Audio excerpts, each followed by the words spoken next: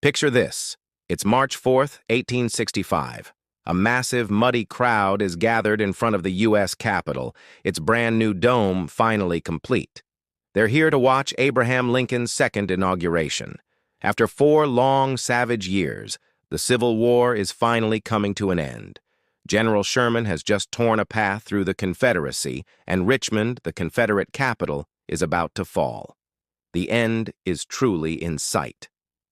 The mood, even with the rain and the mud, is one of massive relief. The people in that crowd, the battle-scarred soldiers, the widows and orphans, the politicians who had barely survived the storm, they were all expecting a certain kind of speech. They were ready for a victory lap. They wanted a booming, patriotic speech about the Union's power, a fiery takedown of the traitorous South, and a celebration of the peace they had fought so hard for. They expected their president to finally and justifiably gloat. But Abraham Lincoln didn't do any of that. Instead, in a speech so short it was over in about 7 minutes, he delivered something else entirely. It wasn't a victory speech. It was a dark prophecy. In his second inaugural address, just 41 days before his assassination, Lincoln argued that the Civil War wasn't a simple story of good versus evil. He claimed it was God's divine punishment on both the North and the South for the great American sin of slavery. This wasn't a speech about winning. It was a shocking, terrifying, and profound explanation of what the war had truly cost the nation's soul. It was a sermon delivered to a stunned country, and its message is one of the most radical and misunderstood in American history. So what did Lincoln really mean on that day? The answer is way more complex and unsettling than what most of us learned in school. To really get why his words were so shocking, you have to put yourself there. The Washington, D.C. of March 1865 had lived in the shadow of war for 4 years. It had been a hospital, a military headquarters, and the nerve center for a war that killed over 600,000 people. The relief in the city was so thick you could feel it. Finally, the bleeding was going to stop. The Union, which Lincoln had sworn to protect 4 years earlier, was saved. Everyone knew what to expect from this speech. Northerners, who had paid so much in blood and money, wanted to hear that it was all worth it. They wanted to hear that their cause was just, their victory was glorious, and the rebellious South was going to pay. Radical Republicans in Congress were already arguing about how to punish the South and rebuild it. A tough, uncompromising speech was what everyone was waiting for, and so Lincoln steps up. The crowd goes quiet. One witness, Noah Brooks, wrote that just as Lincoln started to speak, the sun, which had been behind clouds all morning, burst out and lit up the whole scene. But that sunlight would be a stark contrast to the darkness of his message. He starts almost casually. He says there's less need for a long speech now than at his first inauguration. Back then, the country was on a knife's edge, and he needed to lay out his plan to save the Union. Now, he says, after 4 years of war, there's not much new to say. The progress of the Union armies, he notes, is reasonably satisfactory and encouraging to all. This opening is a brilliant piece of misdirection. He's basically telling the crowd, look, you know where we are. The war is ending. We're winning. Let's not waste time on that. For an audience that was primed for a victory roar, this quiet, almost tired opening must have been confusing. Where's the soaring rhetoric? Where's the condemnation of the enemy? Lincoln was deliberately dodging the victory party. He was refusing to give the people the simple, happy story they wanted. He wasn't there to talk about politics or military wins. He was there to do something much more dangerous, to talk about God, sin, and the soul of America. He was clearing the stage to make way for a moral and theological argument that would change the meaning of the entire war. After that brief introduction, Lincoln turns right to the cause of the war. He doesn't waste a second. 4 years earlier, his main goal was to stop the states from seceding, to keep things calm. He'd even promised not to interfere with slavery where it already existed. But now, in 1865, that time for caution was long gone. He says it with blunt, ice-cold clarity. 1/8 of the whole population were colored slaves, not distributed generally over the Union, but localized in the southern part of it. These slaves constituted a peculiar and powerful interest. All knew that this interest was somehow the cause of the war. Let's just hang on that line for a second. All knew. He's stating it as a simple, undeniable fact that everyone shared. For years, politicians had tap-danced around the issue, talking about states' rights or economic disagreements. But Lincoln, standing on the verge of peace, just cuts through all the noise. He's saying, let's be honest. We all know what this was about. The Confederacy, he says, wanted to expand slavery so badly that they would rend the Union even by war, while the government's only goal at first was to stop it from spreading. Then comes the first subtle hint of shared blame. He reminds everyone of his first inaugural address when a civil war was looming. All dreaded it, he says. All sought to avert it. Notice that word, all. He doesn't say, we in the righteous North tried to stop it.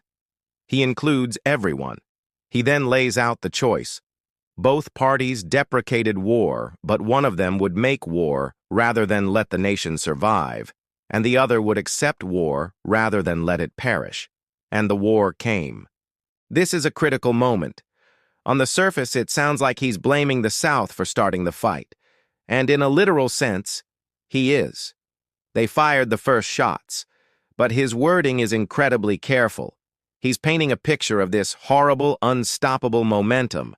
One side would make war, the other would accept war. It's a description of two sides caught in a tragic head-on collision.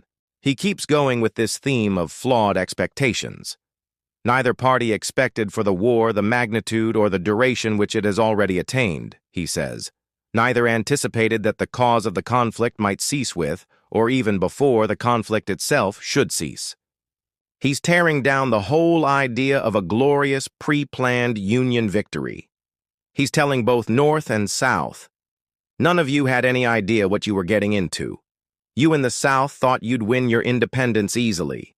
You in the North thought this would be a short little war to patch up the old Union. You were both wrong. The war, he's suggesting, became its own monster, spinning out of the control and understanding of either side. This idea that human plans had been overruled by a higher power was key to his thinking. He once wrote in a private note, "I claim not to have controlled events, but confess plainly that events have controlled me." This humility sets the stage for the shocking theological turn his speech is about to take. He's established the cause, slavery. He's established that both sides got it wrong. Now he was about to introduce the true main character of this national drama, God. And this is where the speech pivots from a political address into one of the most powerful public sermons ever given. Since the war's size and savagery defied human plans, he looks for an explanation from the divine. And in doing so, he completely shatters any sense of Northern moral superiority. He says a line that is just breathtaking in its moral complexity. Both read the same Bible and pray to the same God, and each invokes his aid against the other. Think about that paradox. This isn't a war of believers against non-believers. It's a war of Christians against Christians, both sides convinced they're the righteous ones, both looking to the same holy book to prove it. Lincoln is pointing out the deep, tragic irony of a nation ripping itself in half while praying to the same God. And he doesn't stop there. He twists the knife a little deeper, aiming at the hypocrisy of the South, but in a way that feels more sad than angry. It may seem strange, he says, that any men should dare to ask a just God's assistance in wringing their bread from the sweat of other men's faces. This is a direct shot, a biblical reference to the book of Genesis, where Adam is cursed to live by the sweat of thy face. Lincoln is accusing the Confederacy of twisting God's law, of asking for a divine blessing on a system that forces other people to do the sweating for them. It's a powerful condemnation of slavery's evil core. But then, in the very next breath, just as the Northerners in the crowd are nodding along, thinking, "Yeah, get 'em, Lincoln pulls the rug out from under them. He says, "But let us judge not, that we be not judged." This famous quote from Jesus' Sermon on the Mount is a radical demand for humility. Right after he calls out the South's great sin, he warns his own side against the sin of self-righteousness. And then comes the sentence that is the theological heart of the entire speech. The prayers of both could not be answered. That of neither has been answered fully. The Almighty has his own purposes. This is the moment the ground completely shifts. Lincoln is saying God hasn't taken a side in the way either the North or South thinks. The North prayed to save the Union quickly. The South prayed for a new nation built on slavery.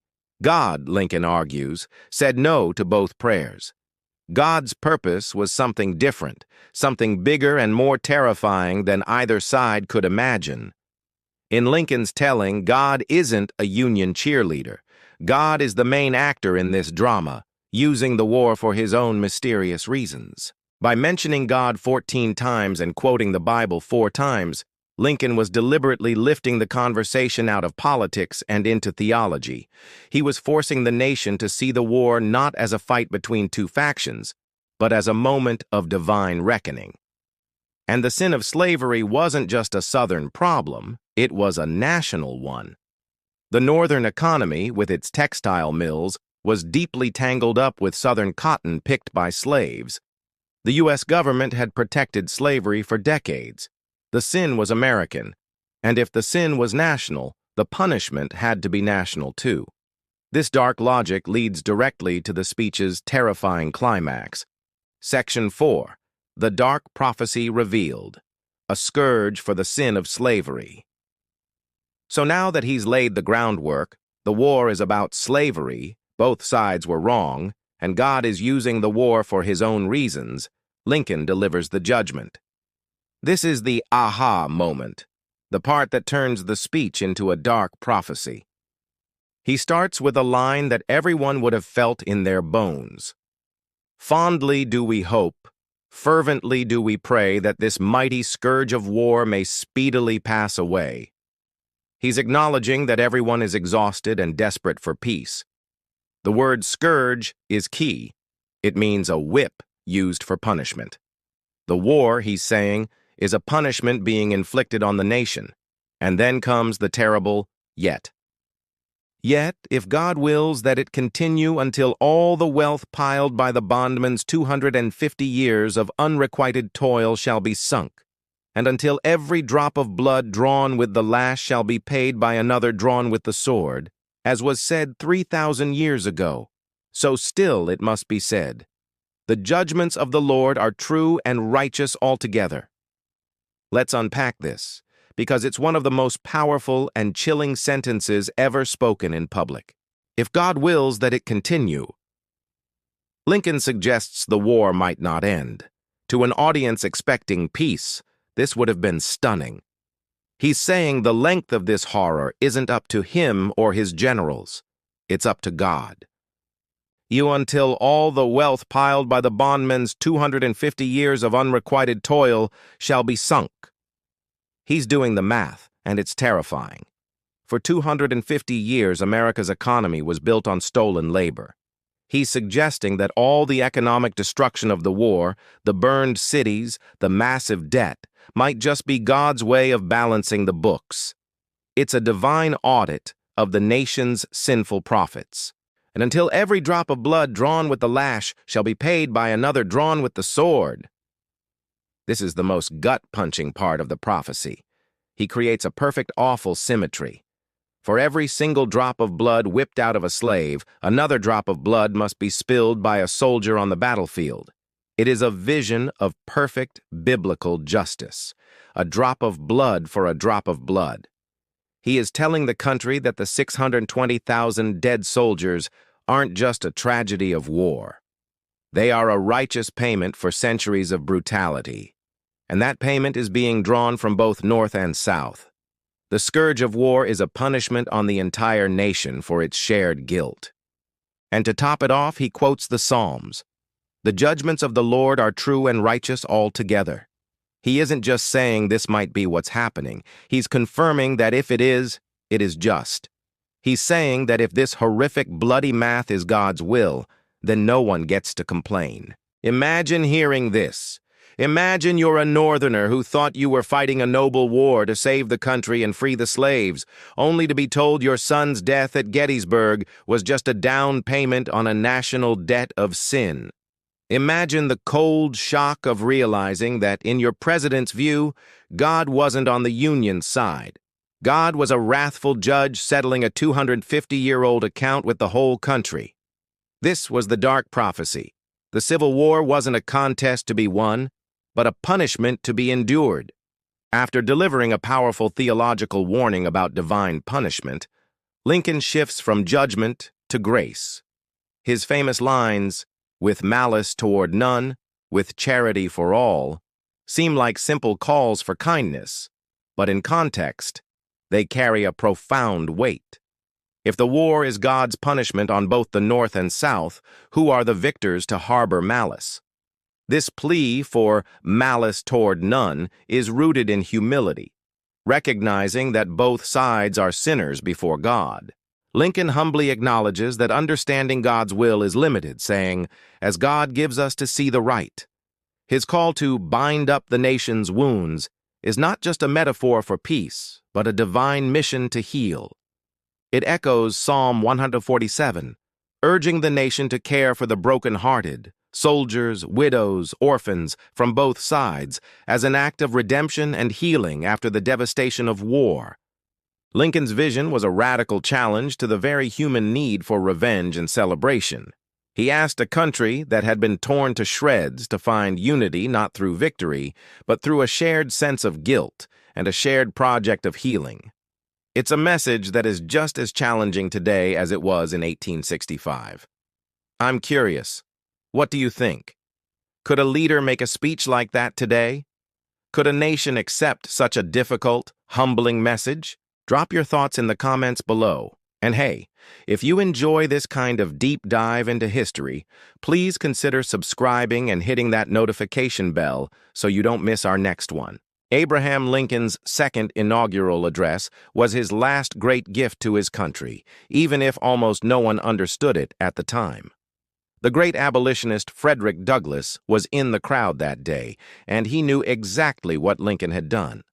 When he saw Lincoln at the White House later that night, Lincoln asked him what he thought of the speech. Douglass replied, "Mr. Lincoln, that was a sacred effort." He was right. The speech wasn't a political document. It was a sacred text. It was Lincoln trying to find meaning in all the slaughter, to explain God's actions to a broken people. He threw out the easy story of a righteous North crushing a sinful South. Instead, he offered a dark, complex, and profound prophecy that the Civil War was America's trial by fire, a bloody atonement for the 250-year sin of slavery. He argued that the nation could only be truly reborn not by celebrating a victory, but by humbly accepting its punishment and embracing the hard, charitable work of binding up its own wounds. It was a terrifying, beautiful, and ultimately hopeful vision that still challenges us today, asking us how we should face the ghosts of our own past.